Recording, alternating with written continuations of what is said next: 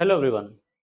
तो आज का टॉपिक है हमारा स्लज वॉल्यूम इंडेक्स एसवीआई। ठीक है, तो आपको दिख रहा होगा एसवीआई। अच्छा, एसवीआई से पहले, स्लज वॉल्यूम इंडेक्स से पहले एक चीज हम डिस्कस करेंगे, that is activated sludge process.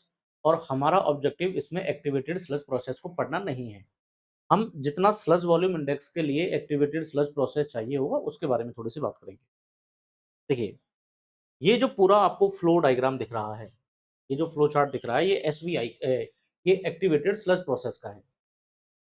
तो एक्टिवेटेड स्लज प्रोसेस में क्या होता है, रॉ सीवेज आया, और जब ये raw sewage primary sedimentation tank से आगे जाएगा, तो प्राइमरी सेडिमेंटेशन टैंक में क्या हुआ, जो ऑर्गेनिक सॉलिड है, सस्पेंडेड ऑर्गेनिक सॉलिड, वो सस्पेंडेड ऑर्गेनिक सॉलिड सेटल हो जाता है, तो वो यहाँ पे सेटल हो गया। इसके बाद में जो बीओडी है, बीओडी चला गया इस एरेशन टैंक में, इस एरेशन टैंक में। यहाँ पे मैकेनिकली मिक्सिंग हो सकती है, तो ये एक एरेशन है। इसके बाद में जो कुछ भी हुआ, इसके बाद में जो कुछ भी हुआ, जो कुछ भी होने का मतलब है कि बायोलॉजिकल डिग्रेडेशन जो भी हुआ बीओडी का इनटू बायोमास, वो हुआ। और वो किया किसने, वो किया एमएलएसएस। यहाँ पे आपको एक टर्म दिखाई दे रहा होगा, एमएलएसएस। एमएलएसएस का मतलब होता है mixed liquor suspended solid. Actual में दो टर्म होती हैं, एक्चुअल में यहाँ दो टर्म होती हैं। एक होता है एमएलएसएस, एमएलएसएस का मतलब होता है मिक्स्ड लिकर सस्पेंडेड सॉलिड, का मतलब होता है mixed liquor suspended solid, suspended solid. और एक होता है MLVSS, mixed liquor volatile suspended solid. अब एक्चुअल में ये जो मिक्स्ड लिकर सस्पेंडेड सॉलिड है, या MLSS और MLVSS, MLSS तो क्या है, टोटल बैक्टीरिया का नंबर बताता है। MLSS क्या है, टोटल बैक्टीरियल काउंट बताता है, या टोटल बायोमास बताता है, या फिर टोटल बैक्टीरिया का नंबर बताता है, ये मान लीजिए आप। और जो MLVSS है, ये बताता है लिविंग बैक्टीरिया कितने हैं। ये बताता है सिस्टम में जो लिविंग बैक्टीरिया है, वो लिविंग बैक्टीरिया कितने हैं। अब जो एक्टिवेटेड स्लज प्रोसेस है, एक्टिवेटेड स्लज प्रोसेस का सीधा सा कॉन्सेप्ट इतना है कि जैसे ही ये जो बैक्टीरिया है, बैक्टीरिया इनकमिंग बीओडी को बायोमास में कन्वर्ट करेगा, और वो पूरे का पूरा बायोमास चला जाएगा secondary sludge, secondary sedimentation tank में। अब जो पूरा एमएलएसएस है, या फिर जो पूरा बायोमास है, उस पूरे बायोमास में से कुछ बायोमास या कुछ बैक्टीरिया जिंदे हैं अभी, कुछ बैक्टीरिया अभी और काम कर सकता है, और उस बैक्टीरिया को वापस से हम सिस्टम में रिसर्कुलेट करवाते हैं। बस इतनी सी कहानी है। मतलब ये जो स्लज है, जो सेकेंडरी स्लज है, जिसमें बीओडी कन्वर्ट होने के बाद बायोमास बना, वो सेकेंडरी सेडिमेंटेशन टैंक में गया, सेकेंडरी सेडिमेंटेशन टैंक में सेटल हो गया। अब इसको बोलेंगे अपन सेकेंडरी स्लज।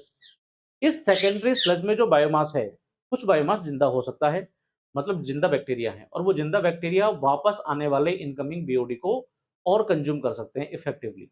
इस वजह से हम इसका कुछ हिस्सा रिसर्कुलेट करवाते हैं, इसका कुछ हिस्सा रिसर्कुलेट करवाते हैं, क्योंकि इसमें जिंदा बैक्टीरिया है। इस वजह से जो सेकेंडरी स्लज का जो सेकेंडरी स्लज है, इस सेकेंडरी स्लज को एक्टिवेटेड स्लज बोलते हैं। और एक्टिवेटेड स्लज को आपने रिसर्कुलेट करवाया, इस वजह से इसका नाम होता है एक्टिवेटेड स्लज प्रोसेस। ठीक है, ये पूरी कहानी है। अब देखो, इंपॉर्टेंट बात ये है कि हम कितना रिसाइकल करवाएं, या सॉरी कितना इसको रिसाइकल करवाओगे, कितना रिसर्कुलेशन करवाओगे इसका। वो रिसर्कुलेशन कितना करवाएंगे, ये डिपेंड करेगा कि हम एमएलएसएस कॉन्सेंट्रेशन क्या रखने वाले हैं। क्योंकि इनकमिंग बीओडी यहां से आएगी, इनकमिंग बीओडी यहां से आएगा, और उस इनकमिंग बीओडी को कौन कंज्यूम करेगा, बैक्टीरिया कंज्यूम करेगा। तो यहाँ पे टर्म आपको पता है, डिफाइन किया जाता है F/M। एफ का मतलब है फूड, फूड का मतलब है इनकमिंग ऑर्गेनिक मैटर, मतलब बीओडी। एम का मतलब है मास, मास का मतलब है एमएलएसएस, एमएलएसएस का मतलब है बैक्टीरिया। तो जब ये प्रॉपर F/M रेशियो रखते हैं, तब जाकर के हम ज्यादा एफिशिएंसी अचीव कर पाते हैं। मान लो F/M रेशियो बहुत कम है, F/M रेशियो बहुत कम होने का मतलब क्या हुआ, कि बैक्टीरिया ज्यादा है, फूड कम है, तो जो भी इनकमिंग फूड है वो पूरे का पूरा कंज्यूम हो जाएगा। मतलब जो इनकमिंग बीओडी है, इनकमिंग बीओडी पूरे का पूरा कन्वर्ट हो जाएगा बायोमास में। अगर F/M रेशियो बहुत ज्यादा है, तो बैक्टीरिया है कम, ऑर्गेनिक मैटर है ज्यादा, और आप एक स्पेसिफिक टाइम के लिए ही स्लज को, जो इनकमिंग जो सीवेज है आपका, उसको यहाँ रखने वाले हो, तो एफिशिएंसी को अफेक्ट करेगा। तो just to maintain proper efficiency, हमको चाहिए MLSS का कॉन्सेंट्रेशन, और यहाँ MLSS कॉन्सेंट्रेशन कितना रहने वाला है ये किस पे डिपेंड करेगा कि हमने रीसर्कुलेट कितना किया, और रीसर्कुलेशन कितना करेंगे ये डिपेंड किस पे करेगा कि यहाँ पे जो सेकेंडरी स्लज है, मतलब जो सेकेंडरी सेडिमेंटेशन टैंक के बॉटम में सेट हुआ उसको बोलते हैं सेकेंडरी स्लज। इस सेकेंडरी स्लज में MLSS का कॉन्सेंट्रेशन कितना है, और MLSS का कॉन्सेंट्रेशन कितना है ये बताता है SVI, ये बताता है आपको स्लज वॉल्यूम इंडेक्स। तो स्लज वॉल्यूम इंडेक्स ये बताएगा MLSS का कॉन्सेंट्रेशन, जो कि क्या डिसाइड करेगा, रिसर्कुलेशन। रिसर्कुलेशन डिसाइड करेगा MLSS का कॉन्सेंट्रेशन, MLSS का कॉन्सेंट्रेशन डिसाइड करेगा F/m रेशो, और F/m रेशो अल्टीमेटली डिफाइन करेगा या अल्टीमेटली डिसाइड किसको करेगा, एफिशिएंसी को डिफाइन करेगा या डिसाइड करेगा। तो ये पूरी कहानी आके रुक जाती है स्लज वॉल्यूम इंडेक्स पे। तो स्लज वॉल्यूम इंडेक्स का मतलब क्या है उस पे हम चलते हैं। स्लज वॉल्यूम इंडेक्स का सीधा सा मतलब है कि जो हमारा, जो आपका ये एरेशन टैंक है, इस एरेशन टैंक का जो डिस्पोजल पॉइंट होता है वहां से हम क्या करते हैं, 1 लीटर सैंपल लेते हैं, 1 लीटर सैंपल लेते हैं, और उस 1 लीटर सैंपल को थोड़ी देर के लिए रखा रहने देते हैं। थोड़ी देर का मतलब है आधा घंटा। अब आधे घंटे में जो स्लज सेटल हो जाएगा, उस स्लज का वॉल्यूम आप ऑक्यूपाई कर लोगे 30 मिनट के बाद कि कितना वॉल्यूम ऑक्यूपाई हुआ। तो वॉल्यूम ऑक्यूपाई किया, वॉल्यूम ऑक्यूपाई करने के बाद इसका वेट भी ले लेंगे।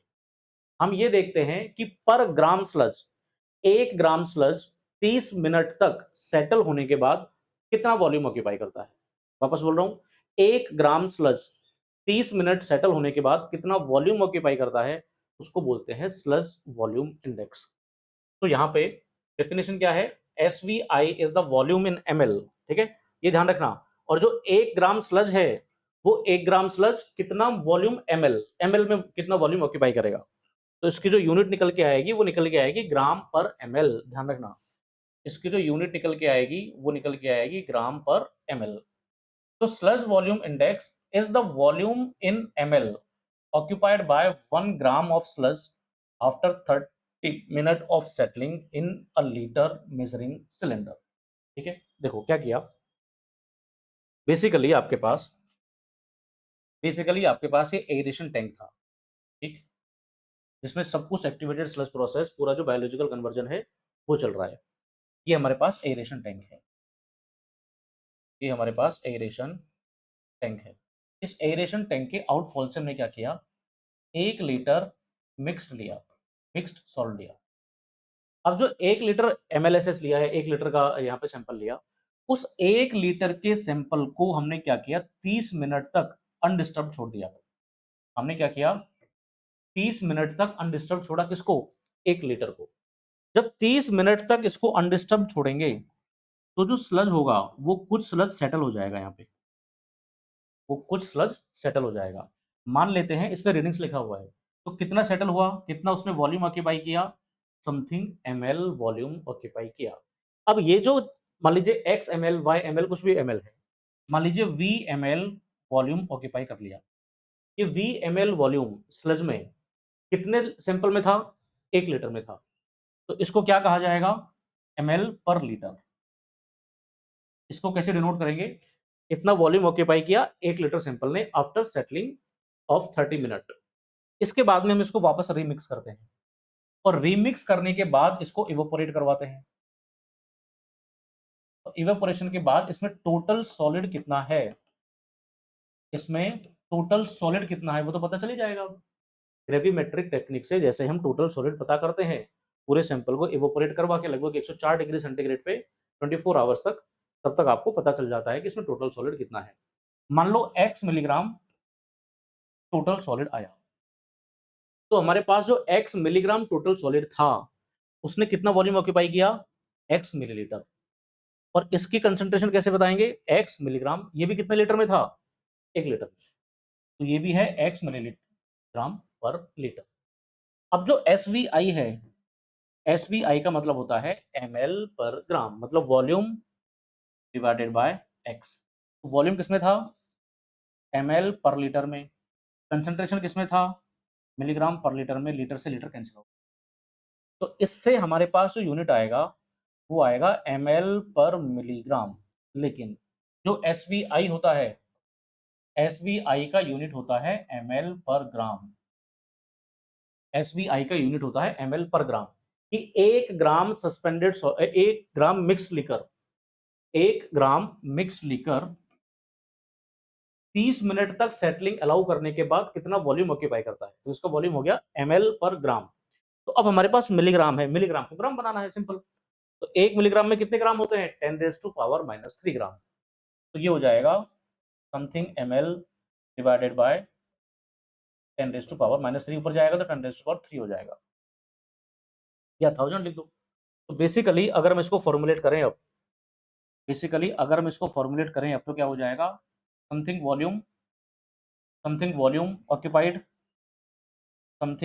Volume occupied in millilitre divided by concentration of solid in milligram into 1000, क्योंकि जनरली आपके पास वॉल्यूम का यूनिट ये दिया रहेगा ml पर लीटर और सॉलिड का कंसंट्रेशन दिया रहेगा मिलीग्राम पर लीटर, लेकिन हमको क्या चाहिए? ml पर ग्राम चाहिए, इसलिए आपको 1000 से मल्टीप्लाई करना पड़ेगा। ये कहानी हुई प्लस वॉल्यूम इंडेक्स की। अच्छा, एक चीज और देख लो यहाँ पे, इसी के साथ हम एक टर्म डिफाइन करते हैं जो MLSS कॉन्सेंट्रेशन है, ये वाला, ये जो MLSS कॉन्सेंट्रेशन है सिस्टम में, ये जो MLSS कॉन्सेंट्रेशन सिस्टम है, इसको जनरली XU लिखते हैं। तो जनरली किससे लिखते हैं? XU से लिखते हैं। और ये बताता है क्या? कॉन्सेंट्रेशन किसका? सॉलिड का कॉन्सेंट्रेशन। तो एक तरफ आपके पास XU है और एक तरफ आपके पास SVI है, एक तरफ आपके पास SVI है। XU का जो कॉन्सेंट्रेशन है वो बताया जाता है मिलीग्राम पर लीटर में, और जो SVI है, स्लज वॉल्यूम इंडेक्स है, इसको बताया जाता है ml पर ग्राम में, इसको बताया जाता है ml पर ग्राम में। ऐसा समझो कि ये क्या है? मास बाय वॉल्यूम है, और ये क्या है? वॉल्यूम बाय मास है। तो मास बाय वॉल्यूम और वॉल्यूम बाय मास एक दूसरे के रेसिप्रोकल हुए। यहां से अगर मैं लिखना चाहूं XU, तो XU को क्या लिखा जा सकता है? 1/SVI, 1/SVI लिखा जा सकता है। अब यूनिट पे काम करते हैं, अब हम यूनिट पे काम करते हैं। तो 1/SVI तो हो गया, 1/SVI तो हो गया। अब जब तुम 1/SVI करोगे तो क्या आ गया? ये ग्राम पर ml आ गया। ये क्या आ गया? ग्राम पर ml आ गया। लेकिन XU किसमें है? मिलीग्राम पर लीटर में। तो 1 ग्राम में कितने मिलीग्राम? 1 ग्राम में होते हैं 10⁻³ मिलीग्राम। और 1 ml में कितने लीटर? 10⁻³ लीटर। और साथ में SVI, ये 10⁻³ ऊपर जाएगा, कितना बन जाएगा? 10⁻⁶। तो कुल मिला के XU का वैल्यू कितना आएगा? 10⁻⁶ डिवाइडेड बाय SVI। तो ये भी एक रिलेशन है जहां से डायरेक्ट क्वेश्चन पूछते हैं गेट में, ये भी एक रिलेशन है जहां से गेट में डायरेक्ट क्वेश्चन पूछते हैं, या अलग अलग एग्जाम में यहाँ से क्वेश्चन पूछे, जेईई में भी पूछते हैं। तो XU is equal to 10⁻⁶ divided by sludge volume index. तो आपने सीखा कि स्लज वॉल्यूम इंडेक्स कैलकुलेट कैसे करते हैं, और स्लज वॉल्यूम इंडेक्स का XU के साथ क्या रिलेशन है।